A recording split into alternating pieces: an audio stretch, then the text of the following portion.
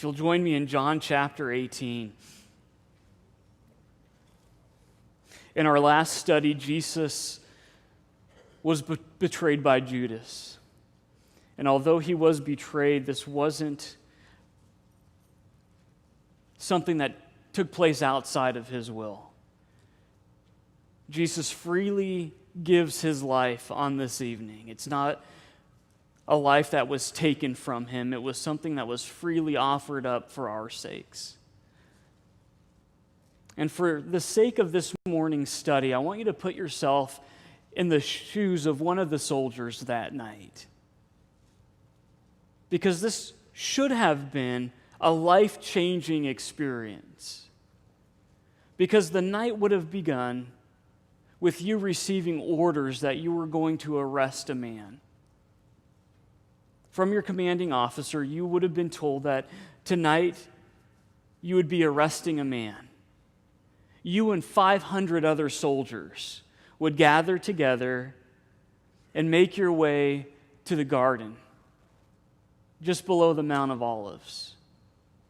And as you gathered with your fellow soldiers, you had to have been wondering, what kind of man requires 500 soldiers to arrest? You've probably heard of Jesus of Nazareth, maybe some rumors, some talk of miracles that were performed, but you probably wrote it off. You weren't too concerned about what was taking place amongst the Jews. But you gathered together with 500 armed men, and you made your way to a garden, and you probably expected a fight. Why else would so many men be needed? You probably expected many of his followers to be there. And you probably expected to find him hiding out. But as you approach this garden, a man walks out and approaches you and your fellow soldiers. And that man asks boldly, "Who are you looking for?" And one of your commanding officers responds, "Jesus of Nazareth." And then with more authority and more confidence than any man should have in this moment, he says two simple words, "I am." And immediately you lose all the strength that you once had in your legs, and you step back and you fall to the ground. And what's even more terrifying is all your fellow soldiers have done the same. All of you are on the ground, looking up at this man. And now your heart's pounding, probably. And you get up, you grab your sword, you grab your torch, and you brush yourself off. And he asks again, "Who are you looking for?" And this time a little bit more hesitantly, your commanding officer says, "Jesus of Nazareth." And again he says, "I am," and you brace yourself because you don't know what's going to happen. But nothing happens. Other than one of his followers, he's not surrounded by hundreds of people. He just has 11 men with him. And one of these men grabs a sword and starts waving it around like a crazy person. But he's not going after any of the soldiers, any of these armed men. He goes after a servant boy, Malchus. And he makes contact with him barely and cuts off his ear. And before any of you guys have any time to react, Jesus reaches down and he picks up this ear and he places it back on Malchus's head and he restores it as if it never happened. You've witnessed the miraculous. And now you have a decision to make. These events should be life-changing. This isn't something you see every day or you've ever seen. Maybe these rumors that you've heard about Jesus are true. And now you have to make a decision. Am I still going to arrest this man? And that leads us to the heart of this morning's teaching. What do we do when we come face to face with the truth? What do we do when we come face to face with reality, with the reality of who Jesus Christ is and the reality of who he wants us to become? How do we respond to that? Because the truth is, guys, we serve Emmanuel, God with us. God is with us. He's here this morning, and he's pursuing us. He's beckoning us to come and follow him, to lay aside our fears, our doubts, our own personal wants, and to truly follow him. What do we do when we come face to face with that truth? Because every day we're faced with these realities. Every day he's speaking to us, and we come to these crossroads. And the men and women we are this morning, right now, sitting here, the men and women we are have been shaped by how we've responded to those truths in the past. Whether we've said, yes, Lord, or no. And the men and women we will become hinges on how we respond to his truth in our life. Now, if you look at John chapter 18, verse 12, these men made a decision. They came face to face with the truth. And it says in verse 12, then the detachment of troops and the captain and the officers of the Jews arrested Jesus, and they bound him. And they led him away to Annas first, for he was the father-in-law of Caiaphas, who was the high priest that year. Now it was Caiaphas who advised the Jews that it was expedient, that it was important that one man should die for the people. So the soldiers, they decide to arrest Jesus. Not one of them says, hey guys, let's think about this for a second. This man just took a detached ear and healed Malchus. No, they all fear man more than they fear God. And they arrest Jesus, and they bound him, and they lead him. You might want to underline those two words. They led him away. Now, first of all, there's no need to bind Jesus in this situation, is there? John Corson points out that Jesus was already bound. He was bound by his love for us. They didn't need to put him in chains. He was going to go freely. And then they led him. They didn't drag him. They didn't push him. They didn't prod him. They simply led him because he wasn't going to put up a fight. And he wasn't led because he didn't know where he was being taken. He was led because this is the fulfillment of Isaiah 53:7. Let me read that to you. He was oppressed and he was afflicted, yet he opened not his mouth. He was led as a lamb to the slaughter. And as a sheep before its shearers is silent, so he opened not his mouth.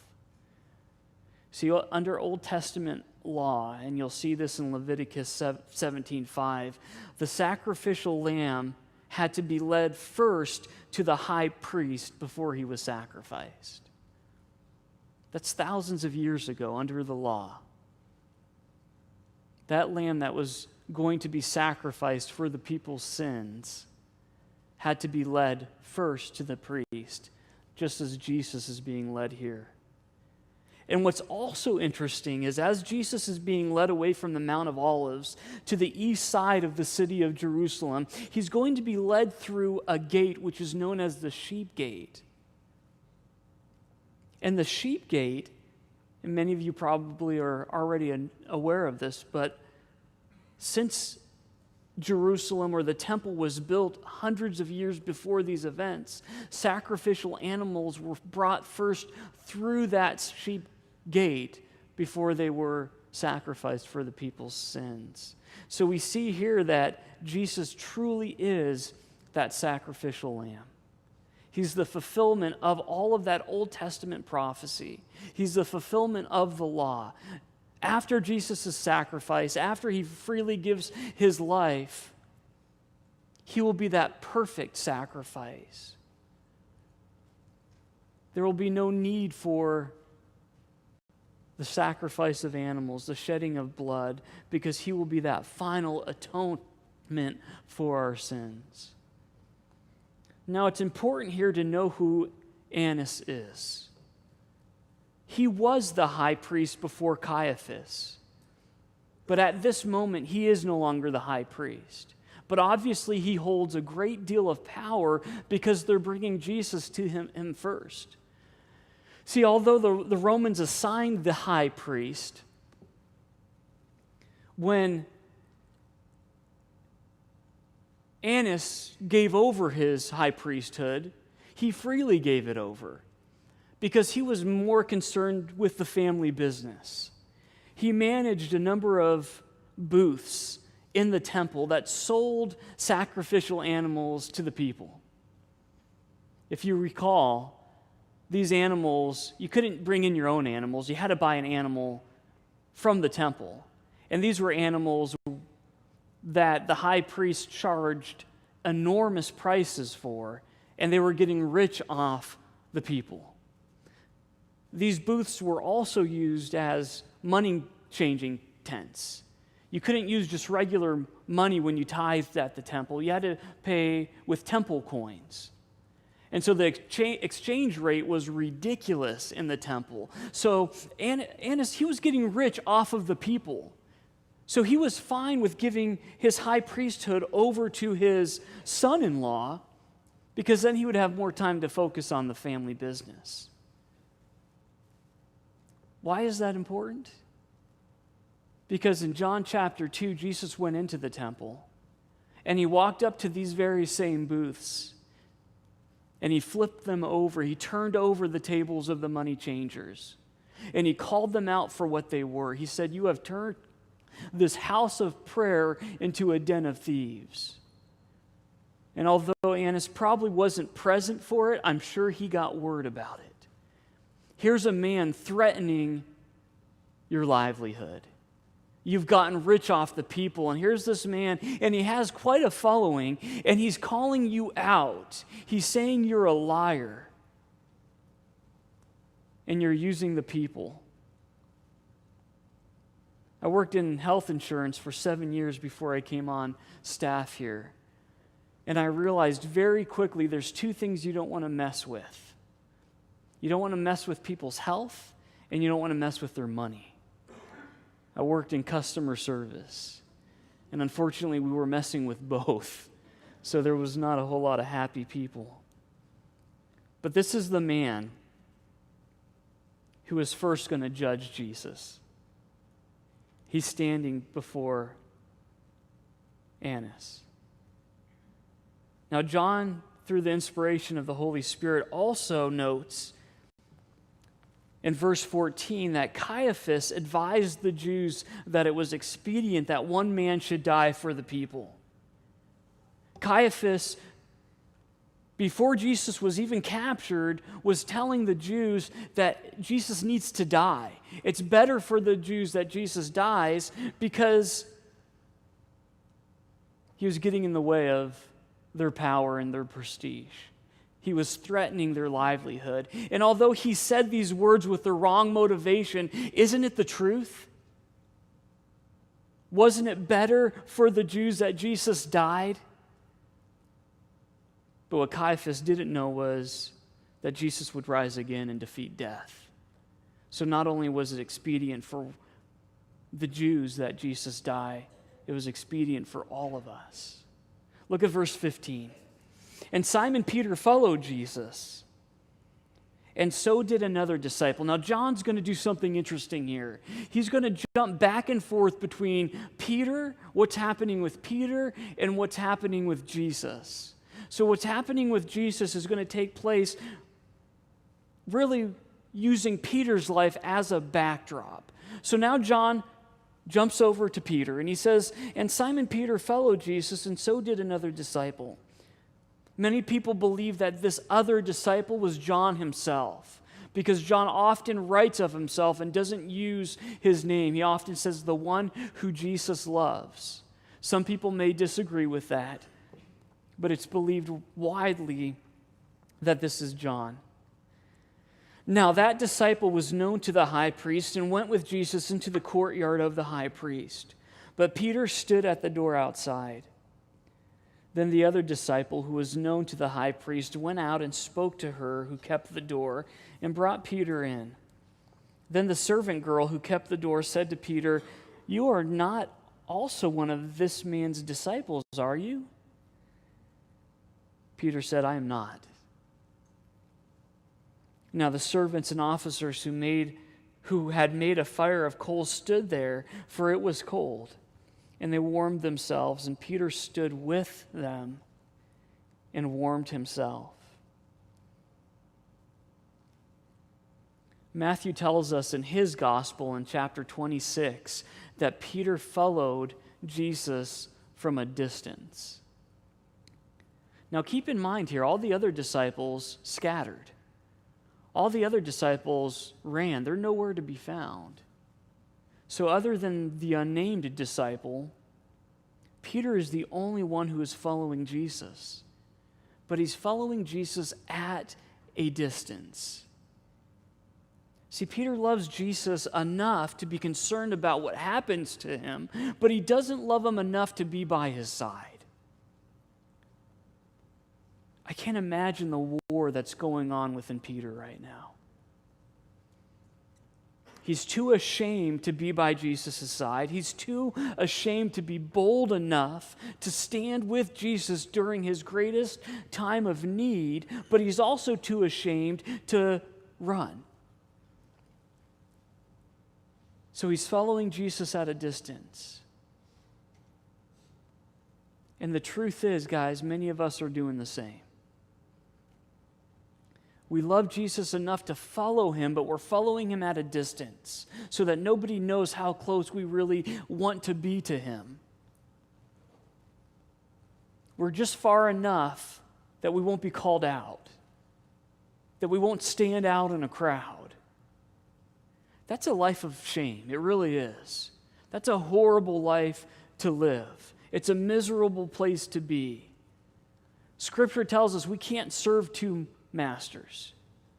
We will either love one and hate the other, or love the other and hate the one. And we see which side is beginning to win this struggle because a servant girl asked Peter, "Hey, aren't you one of Jesus' disciples? Didn't I see you with Jesus?" And Peter denies it. I mean, this wasn't even a soldier asking Jesus. It wasn't one of the priest's officers. It wasn't even an adult. And nothing against the servant girl, but it was a servant girl. It was a child. And he can't even be bold enough to say, "Yes, I'm a follower of Jesus." We can see who's winning out in his life here. So where does Peter find himself in the midst of compromise? He's standing with the enemy of Christ. He's standing with the officers and with the servants of the high priest, and he's warming himself from the cold.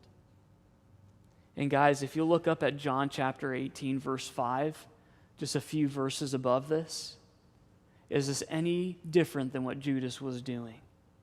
In the middle of verse 5 there, what does it say? And Judas, who betrayed him, also stood with them, also standing with the enemies of Christ. Guys, either we stand with Jesus or we stand with his enemies. There's no middle ground. That's something we absolutely need to understand.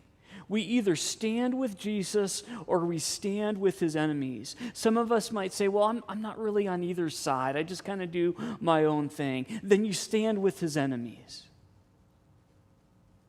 Because we're either tools in the master's hands, building his kingdom, living for his glory, or we're puppets in the hand of the father of lies. working to tear down everything God has created. Because that's what the devil wants to do. He hates God's creation, and he's going to do whatever it takes to tear it down. He hates the truth. He hates the light. So if you haven't made a decision yet, I pray that this morning you would. Do you stand with Jesus or do you stand with the enemy? There's no middle ground. Look at verse 19. The high priest then asked Jesus about his disciples and his doctrine. Jesus answered him, I spoke openly to the world. I always taught in synagogues and in the temple where the Jews always meet, and in secret I have said nothing. Why do you ask me? Ask those who have heard me. Ask those who have heard me what I said to them. Indeed, they know what I said. And when he had said these things, one of the officers who stood by struck Jesus with the palm of his hand, saying, Do you answer the high priest like that? Well, Annas isn't really even the high priest. But again, he still has considerable power. Jesus answered him, If I have spoken evil, bear witness of the evil. But if well, why do you strike me? Guys, what's the purpose of a trial? Or what should be the purpose of a trial? To discover the truth, right? That's why people go to trial. To discover the truth, to get to the bottom of what really happened. But I think we're learning very quickly that these men are not concerned with the truth. They're concerned about their own well-being. They're concerned about their power. They're concerned about their riches. Now, even in Jewish law contained something that was very similar to our Fifth Amendment, where you could not, it was illegal to force the accused to testify against themselves. Now, before I go on any further, understand that this trial was illegal from the start. It was illegal to arrest a Jewish man during Passover, during the feast. So this trial is already illegal, but they continue to bring up charges, and Annas asked Jesus to testify against himself, to incriminate himself, which again was illegal when it came to Jewish law. The proper procedure would have been to bring up the charge, state plainly what Jesus is being accused of, and then call witnesses forward to testify to that charge. That's how this should have gone. And Jesus reminds the pseudo-high priest of that. He says, why don't you ask the witnesses? If you truly are seeking the truth, I spoke openly. I spoke plainly in front of many witnesses. Ask them what I said.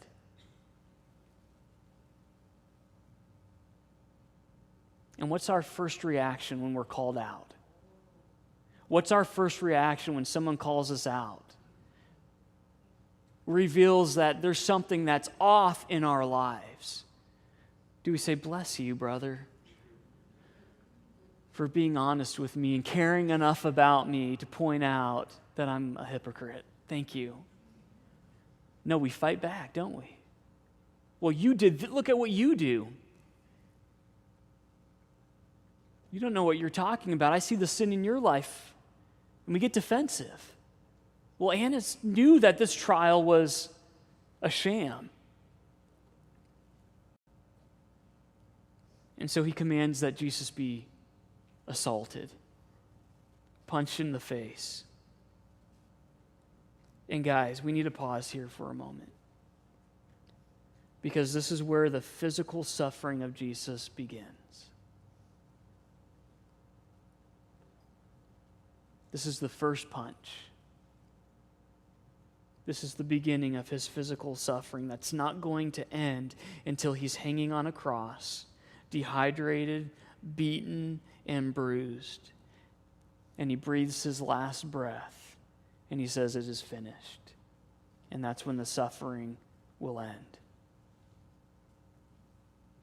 This is the first punch. And all of the suffering that we will see in our next few studies will be simply because Jesus spoke and lived out the truth. And even after he's struck, he again calls them back to the truth. If I have lied, if I have said anything that is not true, bear witness to it. Look at verse 24. Then Annas sent him bound to Caiaphas, the high priest. See, Annas realizes he's getting in a little bit over his head. All of this is a joke. This whole trial is a joke. And Jesus is calling him out on it. So again, what do we do when truth is exposed in our lives and it hurts? First we fight, and then we silence the messenger. We cut that person out of our lives. If someone loves us and cares about us enough to tell us the truth, even when it hurts, if we don't respond to it, we want to silence it. So we cut that person out. We don't want anything to do with them. And that's what Annas does. I'm not going to deal with this anymore. I don't want Jesus calling me out in front of all of these people. So he sends Jesus to the real high priest. He sends him to his son-in-law, Caiaphas. Look at verse 25. Now Simon Peter stood and warmed himself. Therefore they said to him, "You are not also one of his disciples, are you?" He denied it and said, "I'm not." One of the servants of the high priest, a relative of him whose ear Peter cut off, said, "Did I not see you in the garden with him?" Peter then denied again, and immediately a rooster crowed. So here again, John jumps back to Peter, and he's still in the midst of the people, the enemies of God. And it's interesting to me, if you think about this scene, here is Jesus, the one in which all things were created. He's God. Here's God himself in the form of man, with all the power in the world, being led to be beaten. And these people are clueless about what's going on. All they know is they're cold and they want to get warm. The only thing on their mind is their physical comforts. And they're huddled around this fire. And here Peter is. He's the perfect person to explain to them what is actually taking place. Peter, who has been with Jesus all these years, watching him, listening to him, he's the perfect person to say, guys, that's the Son of God. And he's too scared to. And he looks no different than any one of them. Simply concerned about his own comfort. Then one of them notices Peter's face, probably illuminated by the fire, and he says, "You're a follower of Jesus, aren't you?" And Peter denies it. And then, this is interesting to me, then one of the relatives of Malchus, the guy that got his ear cut off, he says, "Hey, I was there, and I saw you there." Peter right now has an opportunity. It's a perfect opportunity to share what Jesus did, and he even has a witness to confirm what Jesus did. God has opened the door for Peter to evangelize, to say, yes, this is the Son of God, and this guy right here can testify to what happened to his family member. I made a mistake, I cut off his ear, and Jesus healed it. Isn't that what happened? But no. Peter is too afraid. And he just wants to fit in. He doesn't want to stand out. And he denies Jesus again. And a rooster crows for the third time, just as Jesus had prophesied. And the other Gospels mention that just as this happens, Jesus looks at Peter, and Peter looks at Jesus, and their eyes meet. And that Peter begins to weep. Now, some commentators also point out that the noise of a rooster, this rooster crowing, would be completely out of place. Because during the Jewish festivals, roosters were outlawed from the city limits because of the mess that they made. So it would be a very strange sound. And one thing we have to ask ourselves is, why a rooster? Why did God decide that that would be the signal? That would be the noise that was so piercing. And I like what John Corson says. He believes that it's because the crow of a rooster signifies the beginning of a new day. And although Peter had betrayed Jesus, Jesus was not done with him yet. That there was still a new day for Peter. That Jesus, will see in John 21, Jesus will continue to pursue Peter. And Jesus will restore him to ministry. See, Peter was always a little too overconfident, wasn't he? We find him so often telling Jesus what he needed to do. Jesus would share of his death, and Peter would say, "No, don't talk about that. That's not going to happen." Peter was a little bit too overconfident. And God's going to use this experience to shape Peter and to mold him and then to restore him. And Peter will look back at these events and they will remind him how dependent he is on Jesus. And again, I have to say this, if you're here this morning and you've lived your life on the fence, you've denied being a fellow of Christ, maybe not verbally, but by the way you live your life. You haven't stood by him. You've just wanted to blend in. Today's a new day. There's still an opportunity. Jesus is still pursuing you. And this morning can be a turning point in your life. And that's my prayer. That's been my prayer all week, that if there's any here this morning that have been living on the fence, that this day you will choose who you'll serve. Look at verse 28. Then they led Jesus from Caiaphas to the praetorium, and it was early morning, but they themselves did not go into the praetorium, lest they should be defiled, but that they might eat the Passover. Guys, this is the very definition of man-made religion. These people, they just ran an illegal trial.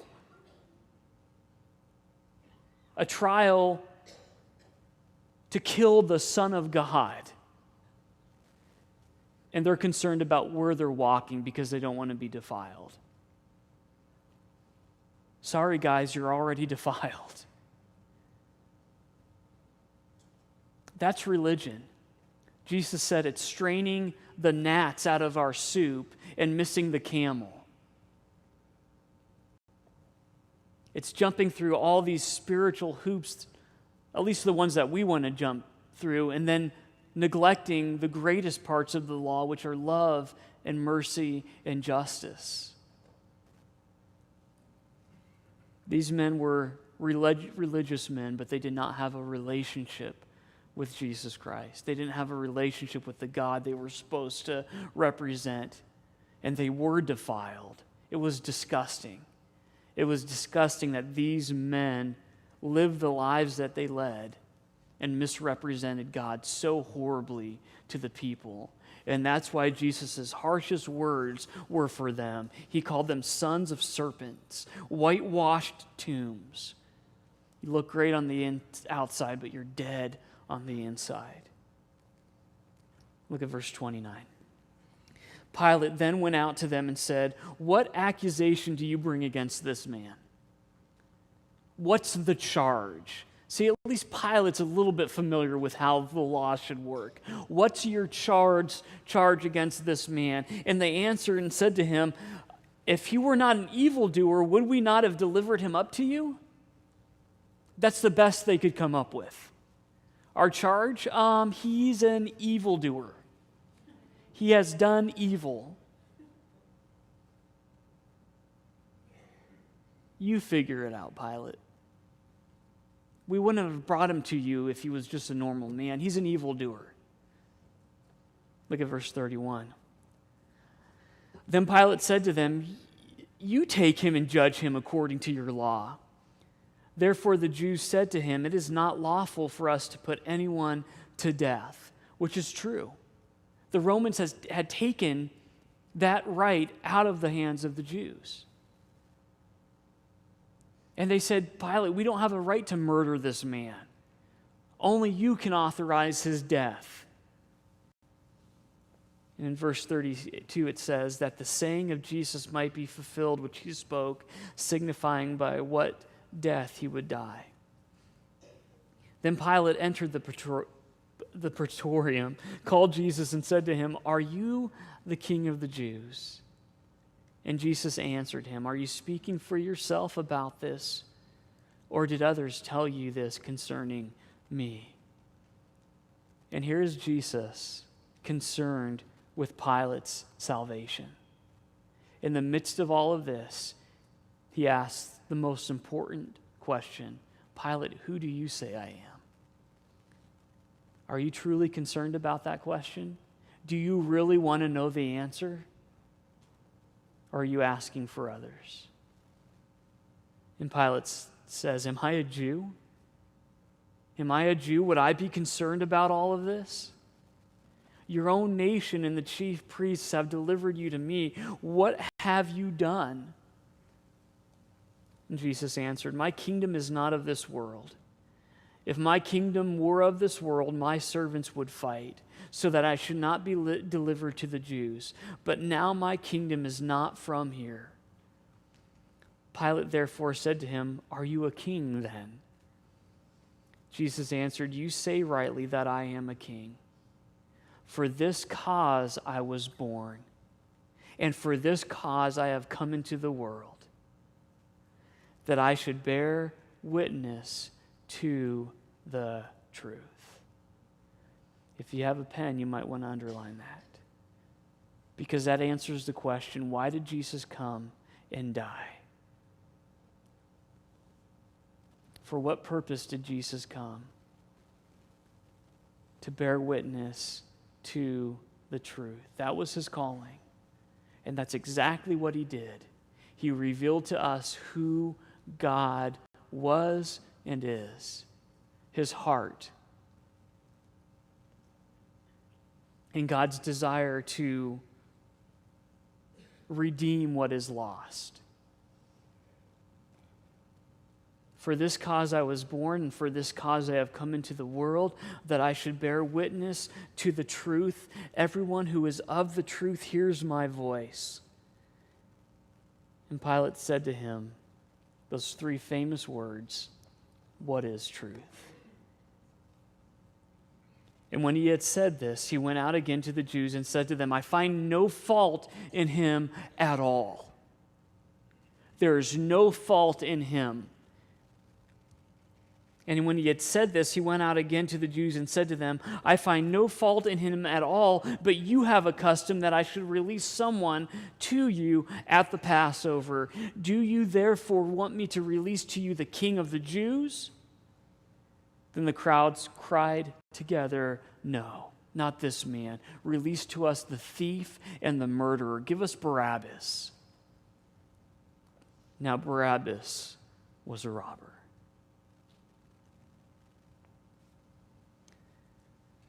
Pilate is also without excuse here. Pilate comes face to face with the truth, and he has an opportunity. Remember, none of this, God didn't take away Pilate's free will here. Pilate had a choice to make, just like these soldiers had a choice to make, just like Annas had a choice to make, just like the crowds had a choice to make. Pilate came face to face with the truth, and guess what? Matthew tells us in his gospel that Pilate even received an urgent message. During all of this, Pilate receives an urgent message from someone who was probably the closest to him, his wife. And you know what that message said? Have nothing to do with the death of this man.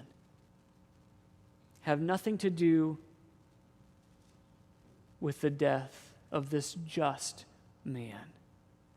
For I have suffered many things today in a dream because of him. God even gave Pilate an opportunity to respond to the truth.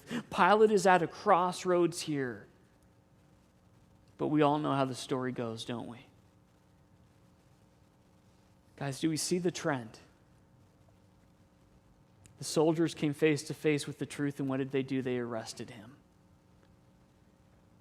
Annas came face to face with the truth, and he had him struck in the face and sent away. Peter came face to face with the truth, and he followed him at a distance. Pilate came face to face with the truth, and he traded his life for the life of a murdering thief. Why? Why do we love the darkness so much? Why do we hate the truth? Guys, we hate the truth because our lives are usually ruled by something else. The soldiers were ruled by man. Again, they feared man more than they feared God. Peter was ruled by his emotions. Annas was ruled by greed. And Pilate was ruled by power. See, Pilate's job was to maintain the peace. There had been riots years earlier because Pilate had shed the blood of some Jews. We don't know exactly what took place, but Pilate might have been on the hot seat, and he needed to ensure peace in his district. So that peace and his position of power was more important than the truth. Guys, is there something more important than the truth in our lives? Guys, I want to be ruled by Jesus Christ. Because Jesus rules with power and love. That's who I want to be king of my life. Someone that has all the authority and power in this world, but also loves me unconditionally. That's a good master to have. That's the only master to have in this life. Yet we serve so many other things. We bow down to so many other things, knowing full well as believers that they're just fleeting lies. How do we respond to the truth when we come face to face with it? Guys, I know we do not serve a God of confusion. I know that we are daily we come upon these crossroads where the Holy Spirit speaks to us and we have to make a decision. Do I stand with Christ or do I fall with my enemies or the enemies of Jesus? Guys, let's make that decision. Let's let this morning be a turning point for us, where Jesus is the only one that we serve.